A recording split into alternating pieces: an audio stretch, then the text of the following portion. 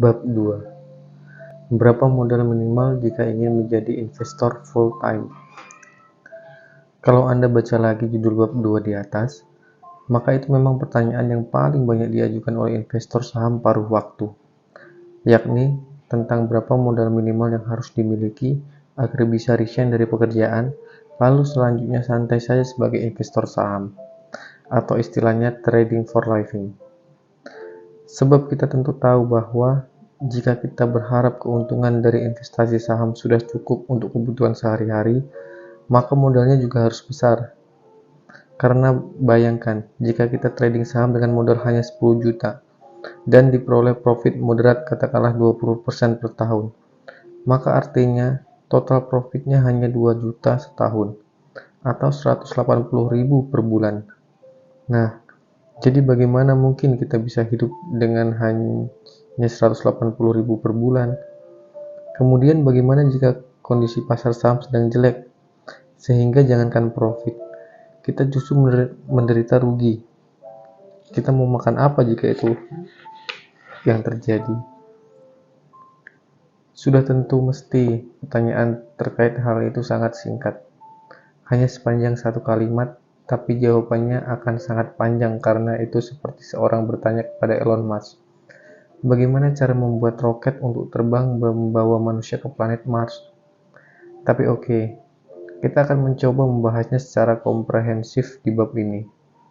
Dan kita mulai dari pertanyaan berikut. How rich is rich? How rich is rich? Seberapa kaya seseorang bisa disebut kaya?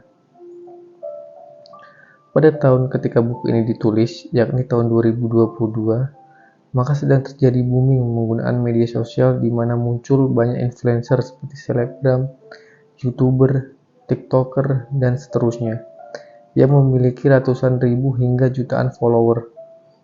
Dan kecuali influencer yang memang memiliki status atau keahlian khusus, seperti penulis buku, penyanyi atau komedian, pejabat publik, hingga dokter atau pakar kesehatan, maka hampir semua selebritis media sosial ini punya satu kesamaan, memamerkan harta dan kekayaan melalui postingan-postingan mereka, seperti foto rumah mewah, mobil sport, hingga foto liburan ke luar negeri.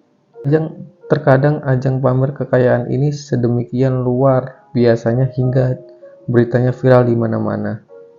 Seperti pernah dulu ada seorang pengusaha muda berusia 30-an yang membeli pesawat jet pribadi senilai 280 miliar, sehingga menimbulkan perdebatan apakah si pengusaha muda ini memang benar sekaya itu, karena bahkan sekelas konglomerat pemilik ratusan perusahaan dengan harta triliunan sekalipun belum tentu punya pesawat pribadi, dan kalaupun punya maka tidak mungkin dipamerkan seperti itu, atau itu cuma gimmick marketing agar viral, dan imbasnya pengusaha muda ini akan lebih sukses lagi dalam menjual produk-produknya. Nah, tapi apapun itu, fenomena pamer harta atau istilahnya flexing di media sosial ini menimbulkan perubahan dari definisi menjadi kaya itu sendiri. Maksud penulis adalah, jika kita pakai standar dari para influencer tersebut tentang menjadi kaya, maka kita mungkin berpikir bahwa kita baru bisa disebut kaya jika sudah punya rumah besar di Pondok Indah, punya mobil balap 2 pintu warna merah seharga miliaran, dan sebulan sekali jalan-jalan ke Kapadokia, Paris, New York, dan sebagainya. Namun, ceritanya baru berbeda jika kita mempelajari definisi menjadi kaya. Ini berdasarkan Jurnal Ekonomi Keuangan yang didukung oleh data dan fakta statistik. Contohnya, di dunia industri jasa keuangan ada istilah High Net Worth Individual atau HNWI, atau secara harfiah berarti orang dengan nilai kekayaan bersih yang tinggi, di mana itu adalah orang yang memiliki kekayaan bersih di luar rumah tempat tinggal senilai setara atau lebih besar dari 1 juta dolar atau 14 miliar rupiah, dengan asumsi kur 14.000 rupiah per dolar. Nah, jadi jika seseorang punya aset 14 miliar, entah itu berupa uang tunai, saham, obligasi, tanah, dan properti, logam mulia, dan seterusnya. Tapi sekali lagi, tidak termasuk rumah yang ia tinggali. Maka dia sudah tergolong HNWI. Fakta menariknya adalah, berdasarkan data dari berbagai sumber, jumlah HNWI di seluruh dunia hanya berkisar di angka 20 hingga 55 juta individual tahun 2022. Katakanlah kita ambil angka terbesar, 55 juta, sedangkan populasi dunia mencapai 7,9 miliar penduduk. Maka itu artinya hanya terdapat satu HNWI dari setiap 144 penduduk, alias kurang dari 1%. Namun, yang juga perlu diperhatikan, sekitar 40% HNWI ini berasal dari satu negara saja, yakni Amerika Serikat. Sehingga jumlah HNWI di negara-negara lainnya termasuk di Indonesia menjadi lebih sedikit lagi. Jadi kalau kita lihat data dari Credit Suisse, maka pada akhir tahun 2020, di Indonesia terdapat 172.000 individual dengan kekayaan 1 juta atau lebih. Karena jumlah penduduk Indonesia mencapai 275,5 juta jiwa, maka itu artinya hanya ada satu HNWI dari setiap 1.590 penduduk. Kemudian kata kuncinya di sini adalah seorang bisa dikatakan HNWI jika ia memiliki 14 miliar rupiah. Pertanyaannya, berapa misalnya harga mobil Ferrari? Untuk bekasnya saja minimal 3 miliar dan unit barunya lebih dari 10 miliar. Nah, jadi jika Anda punya uang 14 miliar, apakah mungkin Anda langsung menggunakan hampir semua uang tersebut hanya untuk membeli satu unit mobil Ferrari? Sehingga jika seseorang punya mobil sport Ferrari atau sekelasnya, maka secara teori ia memiliki kekayaan yang lebih besar dari sekedar 14 miliar. Dan memang balik lagi ke istilah HNWI, maka di atasnya ada Very HNWI atau VHNWI, yakni individual dengan kekayaan di atas 5 juta dolar, dan Ultra HNWI atau UHNWI, yakni individual dengan kekayaan 30 juta dolar. Jadi barulah dua level ini seorang mungkin sudah cukup kaya untuk membeli Ferrari atau semacamnya.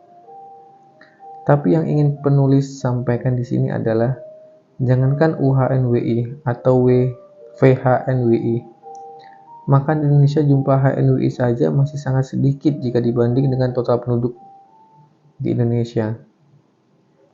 Dan mundur lagi ke belakang, maka akan dengan kekayaan 100 juta dolar atau 1,4 miliar, itu pun jumlahnya masih sedikit sekali lagi jika dibandingkan dengan jumlah penduduk Indonesia secara keseluruhan. Di circle pertemanan penulis, maka hampir semua kenalan, mitra bisnis, dan kolega saya memiliki aset sekian miliar rupiah atau lebih. Namun ketika saya pulang ke kampung Cirebon, Jawa Barat, dan ketemu dengan saudara-saudara, tetangga, teman baik masa kecil, maka jangankan punya harta dan tabungan senilai 1,4 miliar, sebagian besar dari mereka bahkan tidak punya tabungan sama sekali. Dan masih harus stres untuk bisa makan dari hari ke hari.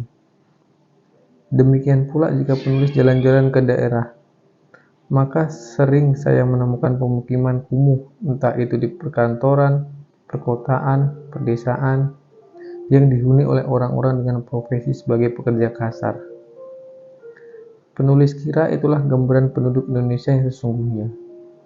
Dan sudah tentu, mereka-mereka ini sama sekali tidak ingin punya mobil seharga 5 miliar atau semacamnya, melainkan asal punya penghasilan yang cukup untuk makan diri sendiri dan keluarga, dan bisa bayar sekolah anak-anak, maka itu sudah lebih cukup. Anyway, jika Anda membaca buku ini, maka penulis asumsikan bahwa kondisi keuangan Anda lebih baik dari itu.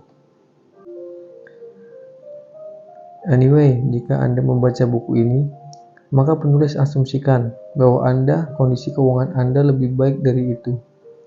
Meski di sisi lain, Anda juga mungkin masih harus bekerja keras dan menabung untuk mencapai nilai kekayaan tertentu yang Anda anggap cukup untuk membiayai gaya hidup saat ini hingga sepanjang sisa hidup tanpa perlu bekerja lagi. Dan aktuali, kalimat yang ditulis dalam huruf tebal ini adalah definisi menjadi kaya, yang menurut penulis lebih masuk akal. Jadi, mari kita tulis lagi. Seseorang bisa dikatakan kaya dan atau sudah mencapai financial freedom jika ia sudah memiliki cukup aset atau tabungan bersih di luar harta tidak bergerak. Dalam hal ini rumah tempat tinggal dengan nilai yang cukup untuk membiayai gaya hidupnya sejak saat ini hingga sepanjang sisa hidupnya, tanpa perlu bekerja lagi. Dan kata gaya hidup di sini mungkin perlu digarisbawahi. Karena normalnya, ketika penghasilan atau nilai tabungan seseorang meningkat, maka gaya hidupnya juga akan ikut meningkat, sehingga biaya yang dikeluarkan kebutuhan sehari-harinya akan naik. Contohnya, jika Anda adalah seorang karyawan fresh graduate yang baru diterima kerja dan belum punya harta sepeser pun, maka Anda mungkin kemana-mana masih pakai sepeda motor. Itu pun belinya secara kredit. Karena Anda sudah bisa menabung dan akhirnya punya 100 juta pertama, maka Anda mungkin sudah beli mobil LCGC. Dan ketika akhirnya pegang 1 miliar pertama, maka mobilnya sudah ganti jadi Avanza atau Kijang Innova. Yang perlu diperhatikan di sini adalah tidak hanya harga kendaraan yang dibeli jadi lebih mahal, tapi biaya perawatan, bensin, hingga pajak yang harus rutin dibayar juga akan menjadi lebih mahal. Sehingga ketika Anda baru pertama diterima kerja di perusahaan besar di Jakarta, maka dari gaji Anda yang katakanlah 5 juta sebulan, atau sedikit di atas UMR 4,6 juta, maka Anda hanya akan menghabiskan 4-5 juta saja untuk sehari-hari termasuk uang bensin, perawatan, dan pajak motor. Tapi ketika posisi Anda di kantor naik menjadi supervisor, manajer, dan seterusnya, dan demikian pula gaji naik menjadi 10 juta, 15 juta, dan seterusnya, maka tidak mungkin pengeluaran Anda masih di angka 4-5 juta per bulan, melainkan Anda juga pelan-pelan naik. Belum lagi ketika Anda kemudian menikah dan berkeluarga, maka sudah pasti biaya hidup per bulannya akan meningkat signifikan dibanding ketika Anda masih single. Namun demikian, berdasarkan pengalaman, bisa penulis katakan bahwa pada akhirnya nanti, Anda akan mencapai satu titik di mana Anda sudah mencapai standar hidup tertentu yang Anda anggap cukup. Dan pada titik itulah, biaya hidup sehari-hari tidak akan naik lagi lebih tinggi. Contoh, kalau Anda perhatikan di jalan raya terutama di kota-kota besar seperti Jakarta, maka ada banyak mobil Toyota Alphard yang lalu lalang. Dan kita tahu bahwa mobil itu harganya mahal. Unit barunya 1 miliar sekian. Lalu bagaimana dengan Ferrari, Lamborghini, Rolls-Royce, dan sebagainya? Ya, kadang kita juga bisa melihatnya di jalan. Tapi dibandingkan Alphard tadi, maka mobil-mobil eksotis ini sangat jarang terlihat, bukan? Dan itu karena ketika Anda sudah bisa memiliki mobil sekelas Alphard, maka biasanya Anda sudah tidak berminat untuk membeli mobil yang lebih mahal lagi. Bahkan mesti Anda punya uangnya. Karena mobil Alphard itu sudah memiliki segalanya. Nyaman, mewah, bisa untuk membawa seluruh keluarga, dan cukup keren juga buat dibawa kondangan. Dengan kata lain, ketika Anda sudah mencapai level Alphard ini, maka pada saat itulah biaya untuk gaya hidup sehari-hari Anda tidak akan naik lebih tinggi lagi. Dan jika Anda punya cukup tabungan untuk memenuhi gaya hidup tersebut untuk seterusnya tanpa perlu bekerja lagi, maka pada titik itulah Anda sudah bisa disebut kaya atau sudah mencapai financial freedom. Penulis punya teman yang merupakan cucu dari pendiri salah satu perusahaan retail terbesar di Indonesia. Dan sudah tentu ia kaya raya, harusnya termasuk UHNWI juga. Tapi ketika penulis main ke rumahnya, maka mobil paling mahal di garasinya ya Alphard itu tadi. Ketika penulis bertanya, kenapa lu nggak beli Rolls Royce atau apa gitu? Ia jawab, buat apa? Kalau gue emang suka koleksi mobil, mungkin gue akan beli. Tapi gue kagak hobi otomotif. Jadi yang penting asal nyaman aja. Gak mungkin juga gue beli gituan buat pamer. Karena teman-teman gue juga bisa kalau mereka mau. Jadi, berapa biaya hidup per bulan yang realistis? Nah, jadi balik lagi ke pertanyaan di atas. Seberapa kaya seseorang bisa disebut kaya? Maka jawabannya bukan ketika seseorang sudah bisa pamer mobil ceper warna ngejreng seperti para selebgram itu. Melainkan jika Anda sudah mencapai standar hidup seperti yang sudah dipaparkan di atas, maka Anda sudah kaya. Dan memang kata kuncinya di sini adalah cukup untuk memenuhi kebutuhan gaya hidup, di mana ini menimbulkan pertanyaan berikutnya. Berapa biaya per bulan yang realistis? Dalam hal ini, bukan cuma untuk biaya makan dan kebutuhan pokok lainnya, tapi juga memenuhi gaya hidup yang wajar. Baca, tidak terlalu hemat, tapi juga nggak hedon-hedon banget. Jadi, sekarang kita ke contoh realnya. Penulis sendiri, ketika buku ini ditulis tahun 2022, saya berusia 36 tahun, dan biaya hidup per bulan saya dan keluarga sudah tidak lagi naik lagi sejak kurang lebih 5 tahun terakhir, yakni kisaran 30-40 juta per bulan. Apa saja rinciannya? Well, penulis tidak pernah mencatat secara detail, karena mau beli apa uangnya selalu ada. Hehe. Tapi kurang lebih sebagai berikut.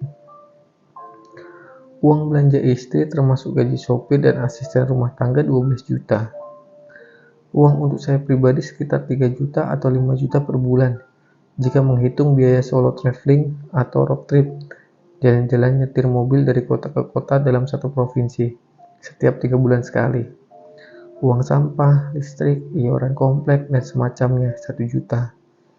Uang tahunan sekolah anak, pajak mobil, beli perabotan, beli baju, dan keperluan non-bulanan lainnya di luar uang belanja istri, termasuk pengeluaran tidak diduga, seperti kalau anak sakit, rata-rata 5 juta. Uang untuk liburan keluarga, jalan-jalan ke mall, makan di restoran, dan menginap di hotel berbintang 4 juta per 2 minggu, atau 8 juta per bulan. Uang untuk orang tua dan mertua dan keluarga besar di kampung, 5 juta. Jadi total 36 juta per bulan. Mungkin perlu dicatat bahwa kami tidak punya cicilan rumah, cicilan mobil atau apapun, selalu beli secara tunai. Jadi itulah kenapa dengan anggaran pengeluaran yang menurut kami tidak terlalu besar, kami masih bisa menyisihkan untuk hal-hal yang sebenarnya bukan tanggungan keluarga inti. Seperti rutin mentransfer ke ibu saya di Cirebon untuk kemudian oleh beliau dibagi-bagikan lagi ke anggota keluarga dan tetangga kami yang kurang beruntung. Pengeluaran-pengeluaran non-primer itu baru bisa penulis anggarkan dalam 5 tahun terakhir. Sebelumnya, tentu saja kami masih harus serba berhemat. Dulu penulis tidak pernah membelikan hadiah khusus buat istri seperti kali dia ulang tahun. Namun dalam beberapa tahun terakhir, penulis rutin membelikan tas bermerek, ponsel terbaru yang harga jauh lebih mahal dari ponsel saya sendiri, paket skincare asal Jepang, dan seterusnya. Dan pada titik inilah penulis dan keluarga tidak lagi menginginkan gaya hidup yang lebih mahal lagi. Katakanlah dengan biaya mencapai 50-100 juta sebulan. Bahkan meskipun keuangan kami cukup untuk itu. Meski demikian, penulis percaya bahwa seiringnya dengan bertambah usia sebuah keluarga, maka biaya sehari-hari tetap akan bertambah meskipun gaya hidup tidak berubah. Seperti misalnya untuk biaya kalau kita sakit. Saya dengar dari teman-teman yang sudah usia kepala 4, atau lebih senior lagi. Mereka sekarang lebih sering ke dokter dibanding ketika muda dulu. Dan biaya kuliah anak yang tentu saja lebih mahal dibanding ketika mereka masih SD, SMP, atau SMA. Kemudian jangan lupa juga dengan inflasi, di mana uang 1 juta pada hari ini tentu saja nilainya akan berbeda dengan 10, 20, hingga 30 tahun mendatang. Sehingga faktor-faktor ini juga harus dilihat jika kita hendak menghitung berapa biaya hidup per bulan yang ideal dalam jangka panjang. Jadi balik lagi ke pertanyaan di atas. Berapa biaya hidup per bulan yang realistis? Maka penulis bisa jawab 40 juta di tahun 2022. Dengan biaya hidup segitu, maka Anda sudah memperoleh segalanya untuk biaya hidup yang wajar. Bahkan bisa dibilang mewah. Termasuk kalau mau jalan-jalan bareng keluarga ke Kapadokia. Sehingga jika Anda bisa menghasilkan 480 juta setahun tanpa bekerja, melainkan dari hasil investasi saja, maka that's it. Anda sudah mencapai financial freedom. Berapa modal minimal untuk resign dan menjadi investor full time? Oke, sekarang kita sudah punya angkanya, yakni 480 juta setahun. Berdasarkan pengalaman penulis, di mana saya juga sudah pernah menyampaikan ini di buku sebelumnya, maka dalam investasi saham, kita bisa berharap profit moderat 25% atau serendah-rendahnya 20% per tahun. Sudah termasuk dividen. Jadi untuk memperoleh profit 480 juta, diperlukan modal 2,4 miliar. However, penulis sangat tidak menyarankan untuk mengambil semua keuntungan investasi yang dihasilkan, karena jika demikian, maka nilai investasi kita tidak akan bertumbuh, melainkan akan tetap di angka 2,4 miliar tersebut. Karena setiap kali nilainya bertambah karena adanya keuntungan, maka keuntungan tersebut selalu diambil lagi untuk kebutuhan sehari-hari. Jadi dalam hal ini, jika kita profit 20% dalam setahun, maka hanya setengah dari profit tersebut yang diambil, sedangkan setengahnya lagi diinvestasikan kembali, sehingga menambah nilai modal. Nah, jadi jika kita perlu 480 juta untuk biaya hidup setahun, maka profitnya harus 2 kali lipat dari angka tersebut, yakni 960 juta. Dengan asumsi profit 960 juta itu setara 20% modal. Maka berapa nilai modalnya? Well, 4,8 miliar. Sehingga jika Anda punya modal segitu, maka tidak hanya Anda bisa menikmati gaya hidup yang relatif mewah, 40 juta per bulan coy, tapi nilai investasi Anda juga tetap bertumbuh setiap tahunnya. Sehingga profit yang dihasilkan di tahun-tahun berikutnya akan lebih besar lagi. Let's say setelah setahun, modal 4,8 miliar tadi bertambah karena adanya keuntungan yang tidak ditarik sebesar 480 juta. Maka untuk tahun kedua, modalnya sekarang menjadi 5,3 miliar. Maka profitnya yang 20% itu tadi juga bukan lagi 960 juta, melainkan 1,06 miliar. Karena untuk biaya sehari-hari tetap 480 juta, maka untuk tahun ketiga, modal bertambah bukan lagi sebesar 480 juta, melainkan 576 juta menjadi 5,9 miliar.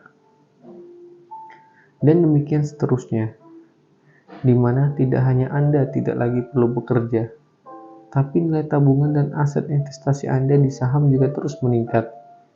Amazing is it? Nah, tapi mungkin sampai bagian ini Anda akan mengeluh. Gimana caranya punya 4,8 miliar? Dan jangankan segitu. Buat karyawan biasa seperti saya, punya 1 miliar saja rasanya hampir mustahil. Terkait hal ini, maka perhatikan lagi tulisan soal biaya hidup penulis di atas, di mana saya mengatakan bahwa biaya hidup saya dan keluarga pelan-pelan naik dari tahun ke tahun.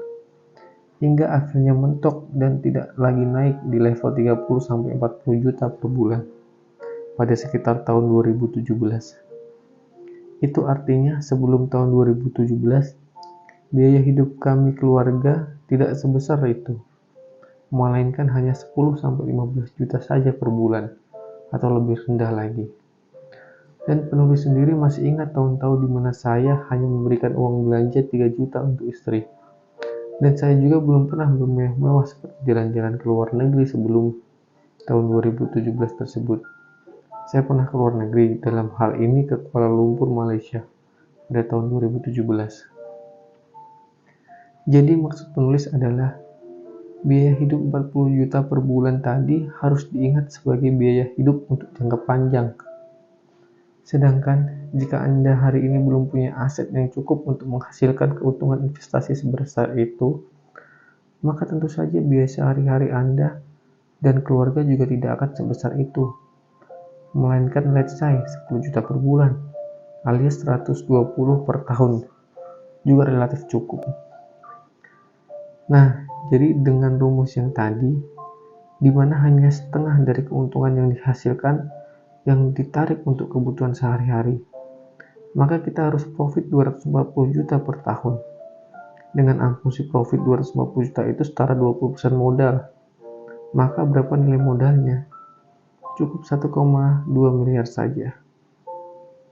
Sehingga, dan penulis pernah mengatakan ini sebelumnya, sebagai investor saham pemula, maka Anda jangan dulu bicara soal trading for living atau menjadi investor full time. Yakni jika nilai porto Anda di rekening sekuritas belum tembus 1 miliar, perlu dicatat bahwa angka 1 miliar ini juga belum aman.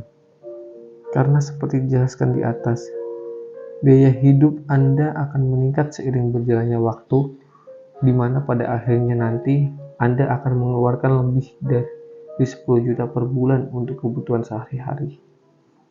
Dengan kata lain, Anda tidak bisa serta-merta resign lalu jadi pengangguran dan hanya taktuk-taktuk laptop saja di rumah, hanya karena sudah pegang 1 miliar.